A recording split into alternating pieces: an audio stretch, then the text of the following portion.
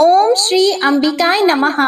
मैं हूँ वामिका और आप सभी का हमारे चैनल आध्यात्मिक सागर में बहुत बहुत स्वागत है। आज सुनिए देवी भागवत पुराण का अध्याय 13। जब राजा जन्मेजय ने व्यास जी से कहा कि हे मुनिवर, अब आप मुझे देवी की उस अद्भुत चरित्र के बारे में बताइए जब सभी देवताओं ने अपनी दिव्य शक्तियाँ, अपने अपने आयुध और आभूषण देवी को अर्पित किए थे। ये सब प्रसंग मैं आपके मुख अरविंद से सुनना चाहता हूँ। श्री सूत जी कहते हैं, महाराज जन्मेजय की उपयुक्त बातें सुनकर सत्यवती नंदन व्यास जी ने मानो उन्हें संतुष्ट करते हुए मधुर वाणी में अपना प्रवचन आरंभ किया। व्यास जी कहते हैं, राजन, तुम बड़े भाग्यशाली पुरुष हो।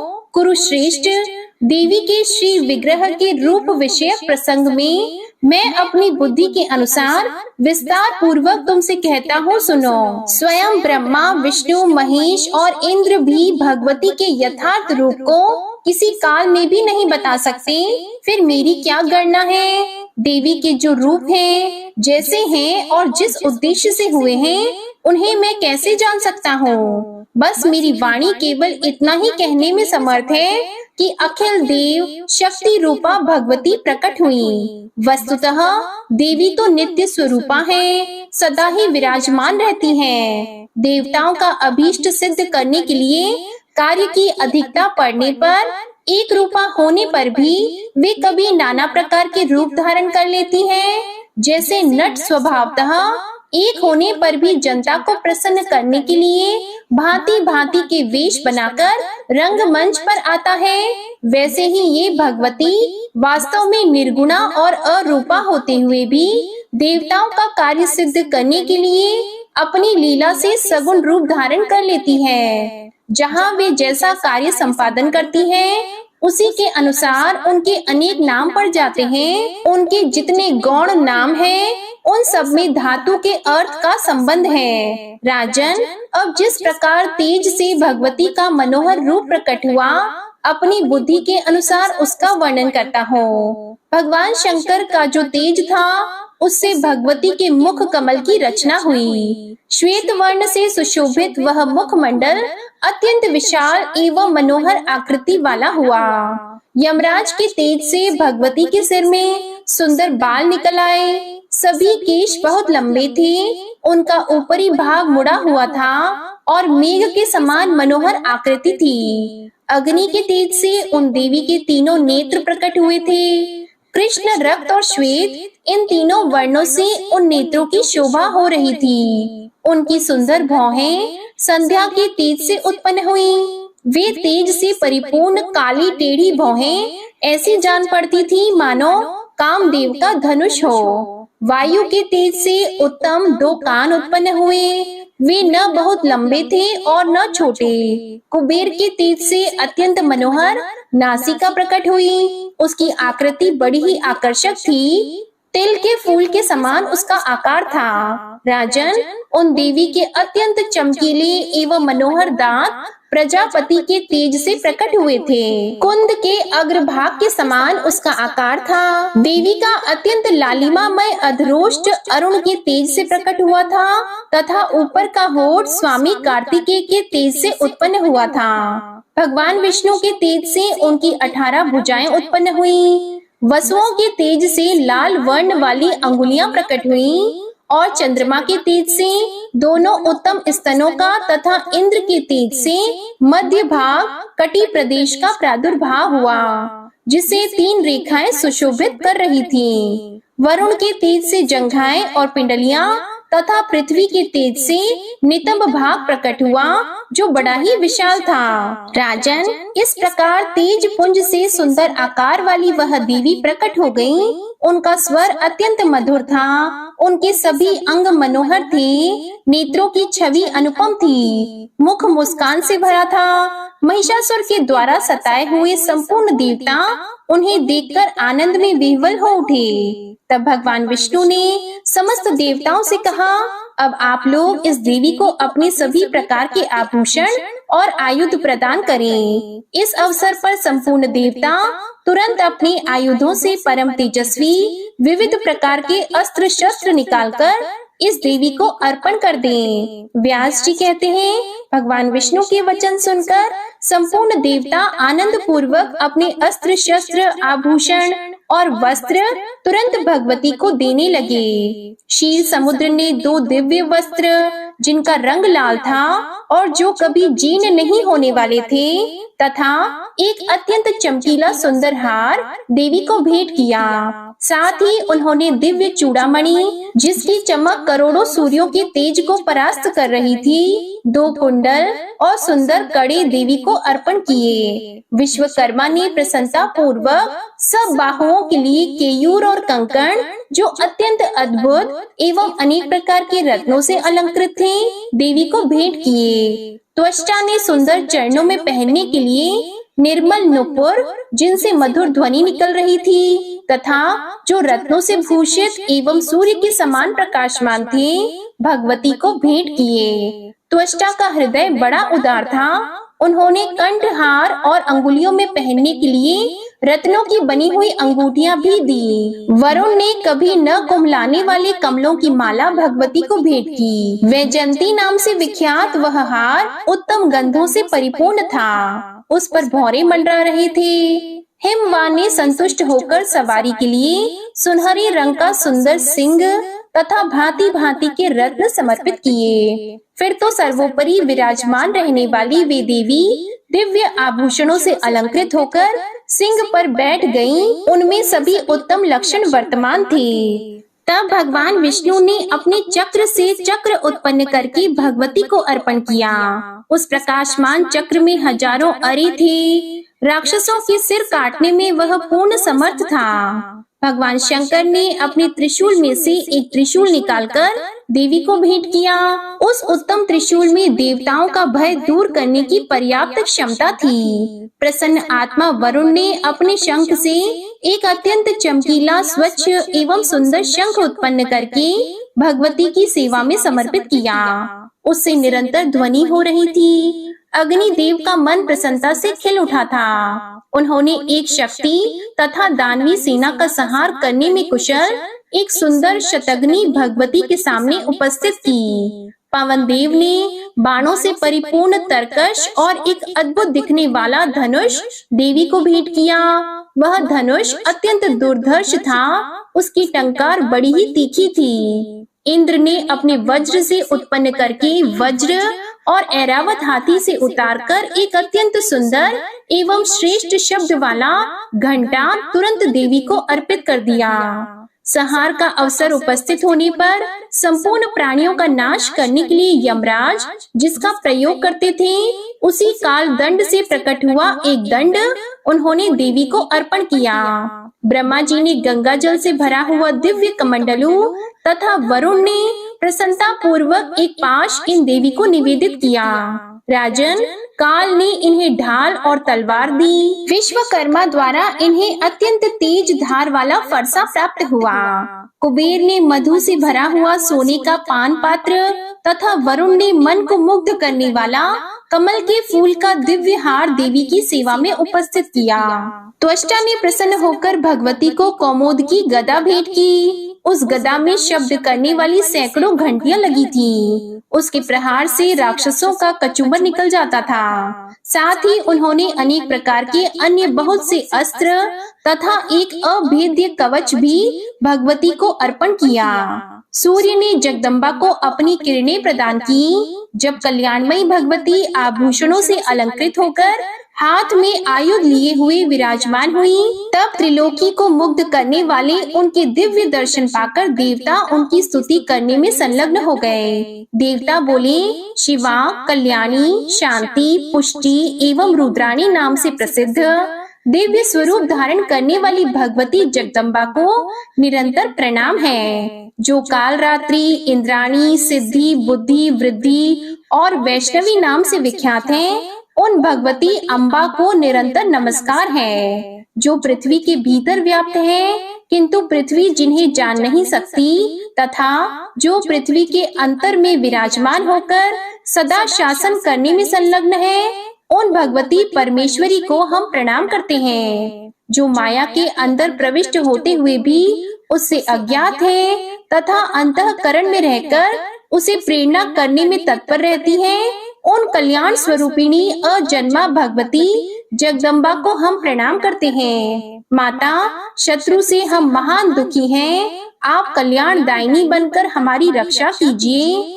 अत्यंत दुराचारी महिषासुर को अपने तेज से मोहित करके उसे परास्त करने का शीघ्र प्रबंध कीजिए। देवी, उस नीच, मायावी, भयंकर एवं अभिमान में चूर रहने वाले दानव को कोई स्त्री ही मार सकती है। वह मूर्ख अनेक प्रकार के वेश बनाकर संपूर्ण देवताओं को कष्ट पहुंचाया करता है। भक्तों पर कृपा करने वाली देवी, इस अवसर पर समस्त देवताओं के लिए आप ही शरण हैं, आपको नमस्कार है। दानव द्वारा सताए गए हम देवताओं की आप रक्षा कीजिए। व्यास जी कहते हैं, इस प्रकार देवताओं की स्तुति करने पर संपूर्ण सुख प्रदान करने वाली महादेवी का मुखमंडल प्रसन्नता से खिल उठा। देवताओं के प्रति वे मंगलमय वचन कहने लगी। देवी बोली, देवताओं, अब उस मूर्ख महिषासुर से आप निडर हो जाइए। मैं शीघ्र ही उस अज्ञानी एवं वरा अभिमानी दैत्य को संग्राम में मार डालूंगी। व्यास जी कहते हैं, देवताओं से यो कहकर अत्यंत स्पष्ट स्वर में देवी बड़ी जोर से हंस पड़ी। वे बोली, भ्रम और मोह से युक्त यह कैसा विचित्र जगत है।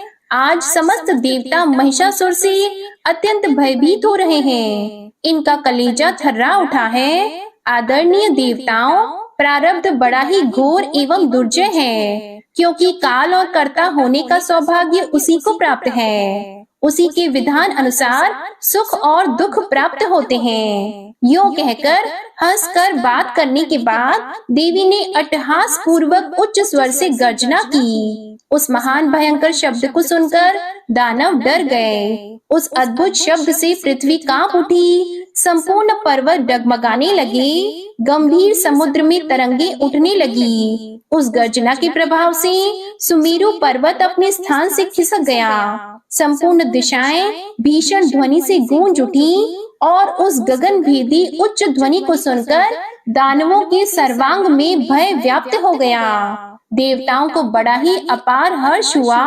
देवी, आपकी जय हो, आप हमारी रक्षा करें। इस प्रकार वे सब के सब देवी से प्रार्थना करने लगे। मद में चूर रहने वाले महिषासुर ने भी वह गर्जना सुनी और वह क्रोध से तमतमा उठा। शंकित होकर उसने उपस्थित दानवों से पूछा, यह क्या हो रहा है, और आज्ञा दी। इस विशिष्ट ध्वनि के विषय में जानकारी प्राप्त करने के लिए दूत अभी जाएं और पता लगाएं कि अत्यंत कठोर एवं कान के पर्दे को फाड़ने की क्षमता रखने वाला यह शब्द किसके मुख से निकलता है। ऐसी गर्जना करने वाला देवता अथवा दानव जो कोई भी हो, दूत उस दुष्ट को पकड़कर मेरे पास ले आए।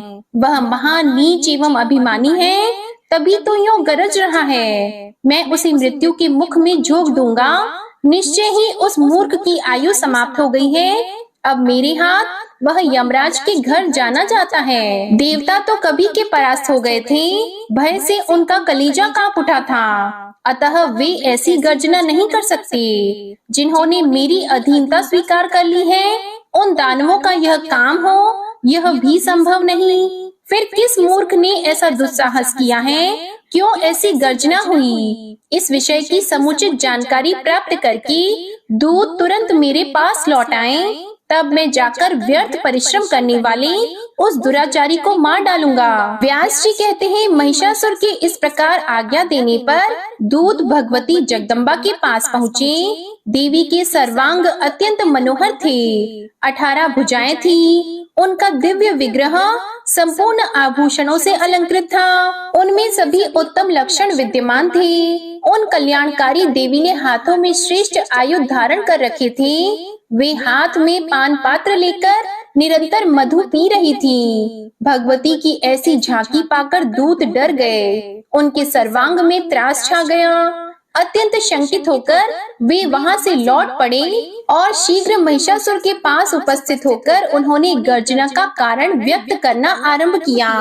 दूत बोले, दानवेश्वर, एक कोई सुंदरी स्त्री दृष्टिगत हो रही है। उस देवी के सर्वांग तारुण्य से खिल उठे हैं। उसने संपूर्ण अंगों में आभूषण धारण कर रखे हैं। अखिल रत्न उसके शरीर की शोभा बढ़ा रहे हैं। उसका विलक्षण रूप बड़ा ही आकर्षक है। न वह मानवी जान पड़ती है और न आसुरी। उस श्रेष्ठ स्त्री के 18 भुजाएं हैं। हाथों में अस्त्र शस्त्र लेकर वह विशाल सिंह पर सवार है। उसके सभी अंगों से अभिमान टपक रहा है। हमारे देखने में वही ऐसी गर्जना कर रही है। इच्छानुसार वह मधु का पात्र उठाकर अपने मुंह में उड़ेला करती है। हमारी समझ से उसका अभी विवाह नहीं हुआ है। देवता बड़े उत्साह के साथ आकाश में स्थित होकर उसकी स्तुति कर रहे हैं। वे कहते हैं, देवी आपकी जय हो। आप हमारी रक्षा करें और शत्रु को परास्त कर दें। प्रभु,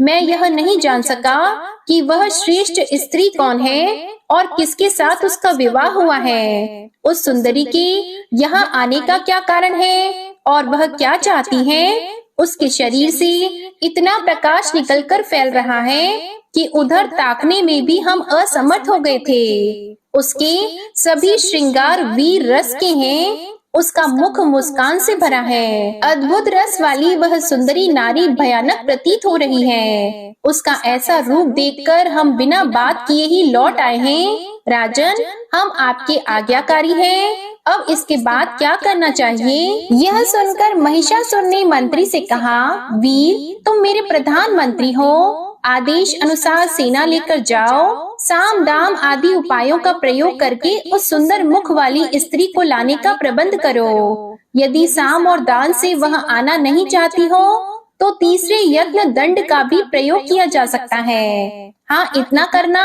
कि उसे आघात न पहुँचे। उस सुंदरी को सुरक्षित रूप में मेरे पास ले आना, क्योंकि कजरारे नेत्रों वाली उस नारी को मैं प्रसन्नता पूर्वक पटरानी बनाना चाहता हूँ। संभव है प्रेम का बर्ताव करने पर ही वह मृग नयनी आ जाए। तुम मेरी कामना पूर्ण होने में यथासाध्य यत्नशील बन जाओ। ऐसा करना जिससे रंग में भंग न होने पाए। उसके सौंदर्य रूपी ऐश्वर्य को सुनकर ही मैं मोहित हो गया हूँ। व्यास जी कहते हैं, महिषासुर के मधुर वचन सुनकर उसका प्रधानमंत्री तुरंत हाथी, घोड़े और रथों के साथ प्रस्थित हो गया। मनस्विनी भगवती जगदम्बा के पास जाने का उसका साहस नहीं हुआ। बहुत दूर खड़ा होकर ही वह कहने लगा। उसने नम्रता पूर्वक मधुर वचन में भगवती के प्रति मीठी वाणी से कहा। प्रधानमंत्री ने कहा, महाभागी, मेरे स्वामी जगत विजयी हैं। उन्हें देवता तक नहीं मार सकते। मनुष्यों की तो बात ही क्या है। वे मधुर वचनों में पूछ रहे हैं कि तुम कौन हो और किस प्रयोजन से तुमने यहाँ आने का कष्ट उठाया है। सुलोचने, हमारे महाराज को ब्रह्मा जी वर दे चुके हैं। इसका उन्हें पूर्ण अभिमान रहता है। संपूर्ण दानव उनका शासन मानते हैं। वे बलवान एवं इच्छा अनुसार रूप धारण करने में समर्थ हैं। महिषासुर उनका नाम है और मन को मुग्ध करने वाला सुंदर रूप बनाकर तुम आई हो। यह सुनकर वे तुमसे मिलना चाहते हैं। अभी मनुष्य का रूप धारण करके वे तुम्हारे पास आएंगे। सुंदरी, तुम्हारी जैसी रुचि हो वही करो। हमें सभी बातें मान्य है। मृगलोचने, मेरे बुद्धिमान स्वामी तुम्हारे प्रति अटूट श्रद्धा रखते हैं। उचित जान पड़े तो तुम उनके पास चलो, नहीं तो मैं उन्हें ही यहाँ बुला लाऊं। देवेश्वरी, तुम्हारी जैसी अभिलाषा हो वही करने के लिए मैं प्रस्तुत हूँ। महाराज महिषासुर तुम्हारे रूप की प्रशंसा सुनकर अत्यंत वशीभूत हो गए हैं। सुजगने, शीघ्र आज्ञा दो। मैं उसी का पालन करना अपना परम कर्तव्य समझता हूँ। व्यास जी कहते हैं, महाराज, भगवती जगदम्बा श्रेष्ठ स्त्री के रूप में विराजमान थी। महिषासुर के मंत्री की बात सुनकर वे मुस्कुराती हुई मेघ की भांति गंभीर वाणी में उससे कहने लगी। इसके बाद देवी ने जो कुछ भी कहा इसका वृतांत आप अगले अध्याय में सुनेंगे। अब आप सुनिए दुर्गा चालीसा पाठ। नमो नमो दुर्गे सुख करनी, नमो नमो दुर्गे दुख हरनी। निरंकार है ज्योति तुम्हारी, तिहु लोक फैली उजियारी। शशि ललाट मुख महाविशाला, नेत्र लाल भ्रिकुटी विकराला। रूप मातु को अधिक सुहावे, दर्श करत जन अति सुख पावे। तुम संसार शक्ति ले कीना, पालन हेतु अन्न धन दीना। अन्नपूर्णा हुई जगपाला, तुम ही आदि सुंदरी बाला। प्रलय काल सब नाशनहारी, तुम गौरी शिव शंकर प्यारी। शिव योगी तुम्हारे गुण गावे, ब्रह्म विष्णु तुम्हें नित ध्यावे। रूप सरस्वती को तुम धारा, दे सुबुद्धि ऋषि मुनिन उबारा। धरयो रूप नरसिंह को अम्बा, परगट पई फाड़ कर खंबा। रक्षा करी प्रहलाद बचायो, हिरण्याक्ष को स्वर्ग पठायो। लक्ष्मी रूप धरो जग माही, श्री नारायण अंग समाही। क्षीर संधु में करत विलासा, दया सिंधु दीजे मन आसा। हिंगलाज में तुम्ही भवानी, महिमा अमित न जात बखानी। मातंगी अरुधुमावती माता, भुवनेश्वरी बगला सुखदाता। श्री भैरव तारा जगतारिणी, छिन्न भाल भव दुख निवारिणी। के हरि वाहन सोह भवानी, लांगुर वीर चलत अगवानी। कर में खप्पर खड़ग विराजी, जाको देख काल डर भाजी। सोहे अस्त्र और त्रिशूला, जाते उठत शत्रु ही शूला। नगर कोट में तुम्ही विराजत, तिहु लोक में डंका बाजत। शुंभ निशुंभ दानव तुम मारे, रक्त बीज शंखन सहारे। महिषासुर नृप अति अभिमानी, जेहि अगभार मही अकुलानी। रूप कराल कालिका धारा, सीन सहित तुम तिहि सहारा। परी गाढ़ संतन पर जब जब भई सहाय, मातु तुम तब तब। अमरपुरी अरुबा सवलोका, तब महिमा सब रहे अशोका।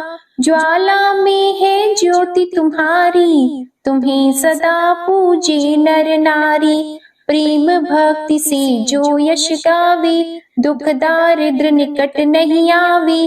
ध्यावे तुम्हें जो नर मन लाई, जन्म मरणता को छुट जाई। जोगी सुर मुनि कहत पुकारी, योग न हो बिन शक्ति तुम्हारी। शंकर आचार्य तप कीनो, काम अरु क्रोध जित सब लीनो। निश दिन ध्यान धरो शंकर को, काहु काल नहीं सुमिरो तुमको। शक्ति रूप का मर मन पायो, शक्ति गई तब मन पछतायो। शरणागत हुई कीर्ति बखानी, जय जय जय जगदम्बा भवानी। भई प्रसन्न आदि जगदम्बा, दई शक्ति नहीं कीन विलंबा। मोको मातु कष्ट अति घेरो, तुम बिन कौन हरे दुख मेरो। आशा तृष्णा निपट सतावे, मोह मदादिक सब बिनशावे।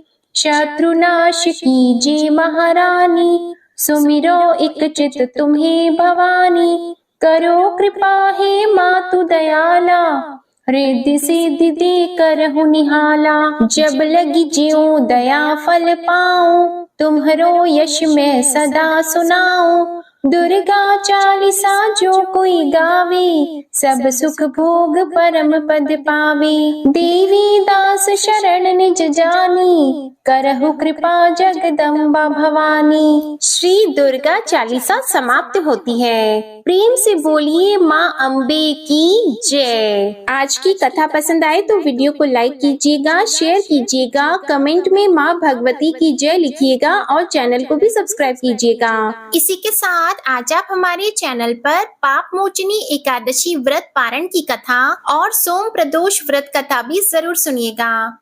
प्रेम से बोलिए जय माता दी।